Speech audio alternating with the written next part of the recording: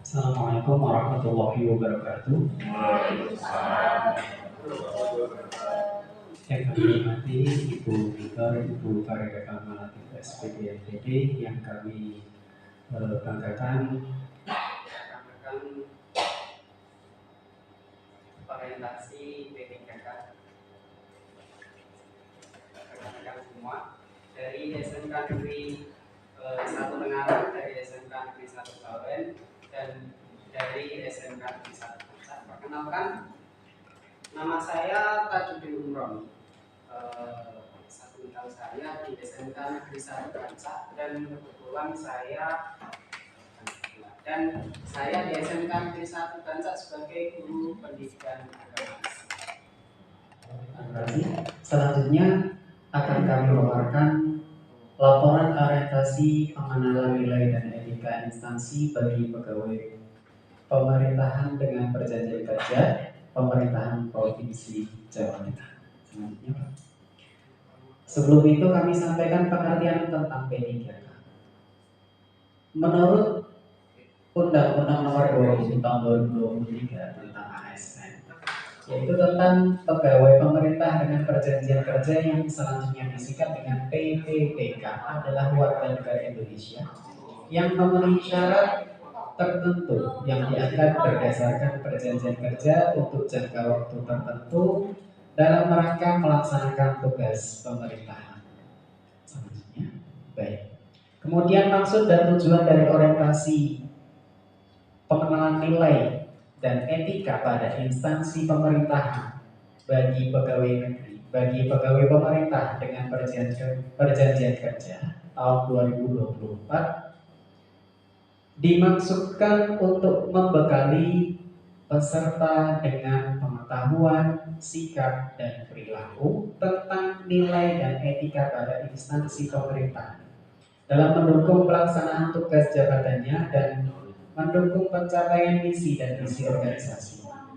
Nah, maksud tujuan kegiatan orientasi ini adalah mengenalkan kepada PPPK tentang perilaku dan sikap ketika setelah dilantik menjadi PPK. Kemudian tujuan pelaksanaan orientasi ini yang pertama yaitu peserta mampu memahami program orientasi dan mengenal nilai dan etika instansi pemerintah.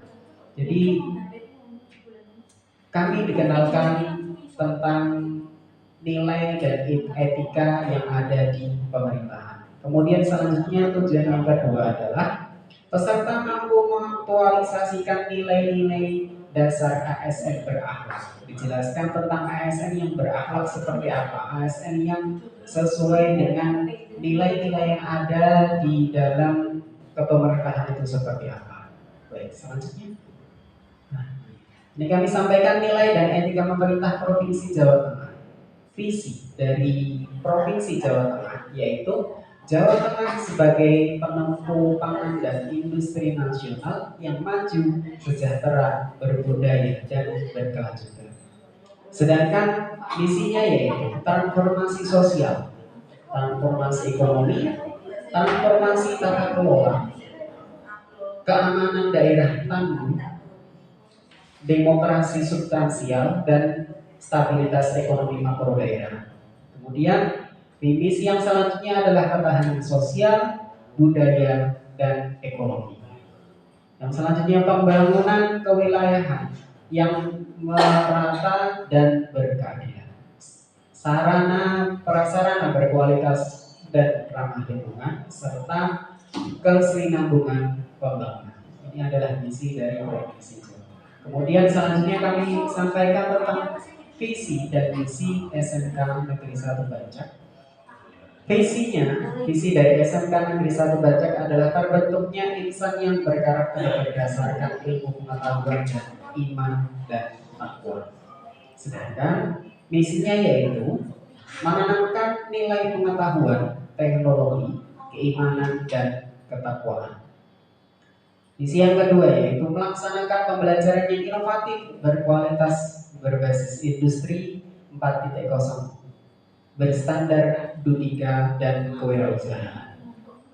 Yang ketiga adalah melaksanakan kegiatan ekstrakurikuler berdasarkan minat, bakat, dan potensi peserta didik. Kemudian yang keempat adalah menjalin kerjasama yang sinergis antar warga sekolah dan lembaga terkait. Dan yang terakhir adalah meningkatkan pengelolaan sekolah dan kompetensi peserta didik yang terampil, mandiri, berkarakter, dan kompeten sehingga mampu berwirausaha dan bersaing di dunia kerja. Yang selanjutnya adalah struktur organisasi di SMK Negeri 1 Kerja. Dari kepala sekolah, kemudian dari komite kepala sekolah bersinergi dengan Dodika, kemudian yang selanjutnya Waka, dan seterusnya. Oke, lanjut. Nah, fungsi PPPK di OPD meliputi yang pertama yaitu fungsi instruksional atau sebagai pengajar, yaitu membuat perencanaan terkait program pengajaran, kemudian melaksanakan program yang telah disusun dan membuat penilaian setelah melaksanakan program tersebut. Itu adalah fungsi yang pertama. Kemudian fungsi yang selanjutnya sebagai fungsi edukasional atau sebagai pendidik, yaitu mengarahkan peserta didik untuk memiliki kepribadian yang baik dan mulia. Kemudian fungsi yang ketiga yaitu fungsi manajerial, yaitu sebagai manajer yang bertanggung jawab atas lingkungan di kelas. Baik, selanjutnya kami sampaikan rencana hasil kerja yang akan menjadi program kerja kami ke depan. Rencana hasil kerja pimpinan yang diintervensi, kami memilih tersusunnya kurikulum operasional satuan pendidikan atau KOSP yang berorientasi pada peningkatan pembelajaran serta partisipatif. Rencana hasil kerjanya adalah tersusunnya kurikulum operasional satuan pendidikan atau KOSP sebagai acuan dalam pembelajaran.